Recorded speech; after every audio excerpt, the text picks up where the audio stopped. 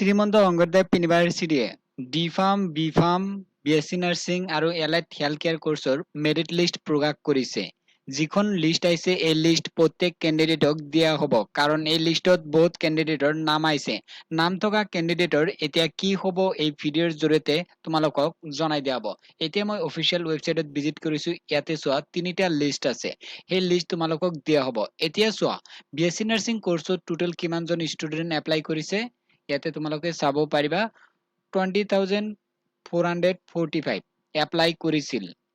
চোৱা এপ্লাই কৰিছিল, মাৰ্ক কিছুমানে 0 পাইছে বা পৰীক্ষা দিয়া নাই এইটো বেলেগ কথা, কিন্তু মানে 20,445 ষ্টুডেণ্টে BSc নাৰ্ছিং কোৰ্চত এপ্লাই কৰিছিল। আৰু চোৱা ফাৰ্মাচী কোৰ্চত চোৱা তোমালোকে ইয়াতে কিমান আছে 90,000 প্লাস আছে, 19,000 চোৱা 19,602 আৰু হল এইটো হল এলাইড হেল্থ কেয়াৰ কোৰ্চৰ। ইয়াতে চোৱা কিমান আছে 16,561 কেণ্ডিডেটে এপ্লাই কৰিছিল। এতিয়া নাম থকা কেণ্ডিডেটৰ কি হ'ব এইটো কিন্তু ফাইনেল লিষ্ট নহয়, জাষ্ট মেৰিট লিষ্ট, মানে কিমান জনে ষ্টুডেণ্ট এপ্লাই কৰিছিল সেই ডিটেইলছ খিনি দিছে। এতিয়া তোমালোকৰ নেক্সট যেটো প্ৰসেছ হ'ব কাউন্সেলিং হ'ব আৰু ডকুমেন্টছ ভেৰিফিকেশন হ'ব। এই ডকুমেন্টছ ভেৰিফিকেশনত ডকুমেন্ট যদি ঠিকে আছে আৰু এন্ট্ৰেন্স পৰীক্ষাত কিমান নম্বৰ পাইছে আৰু এইচএছ ৰ মাৰ্কস খিনি ক্যালকুলেট কৰি সিলেকশন কৰিব তোমালোকক। এই লিষ্ট এতিয়া কেনেকৈ ডাউনলোড কৰি চাব পাৰিবা এতিয়া তোমালোকক জনাই দিম, তোমালোকৰ সময় নষ্ট নকৰো।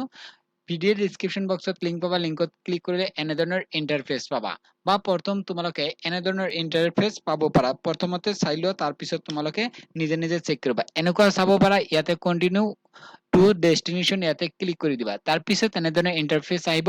তাৰ পিছত ইয়াতে প্ৰথম যেটো লিংক পাইছা আসাম জব আপডেটছ এই লিংকত ক্লিক কৰি দিবা। তাৰ পিছত এনেধৰণৰ ইন্টাৰফেস আহিব। এতিয়া পেজ লোডিং হৈ আছে, পেজটো ওপেন হলেই ইয়াতে তোমালোকে চাব পাৰিবা। ইয়াতে চোৱা choose CW merit list 2026 ইয়াতে ক্লিক কৰি দিবা। যেতিয়া ইয়াতে ক্লিক কৰিবা তাৰ পিছত এনেধৰণৰ ইন্টাৰফেস আহিব। ইয়াতে তোমালোকে লিষ্ট বিলাক চাব পাৰিবা। এইটো হল BSc নাৰ্ছিঙৰ, এইটো হল ফাৰ্মাচী, এইটো হল এলাইড হেল্থ কেয়াৰ কোৰ্চৰ। ইয়াতে ক্লিক কৰি তোমালোকে ডাউনলোড কৰিব পাৰিবা। এতিয়া তোমালোকে কাম কৰা এই ভিডিঅ ডেসক্ৰিপশন বক্সত মই লিংক দিছো, লিংকত ক্লিক কৰি তোমালোকে নিজৰ নিজৰ মোবাইলত ডাউনলোড কৰি চোৱা। আৰু যেতিয়া নেক্সট আপডেট আহিব কাউন্সেলিঙৰ তেতিয়া তোমালোকক মই ভিডিঅ'ৰ জৰিয়তে জনাই দিম।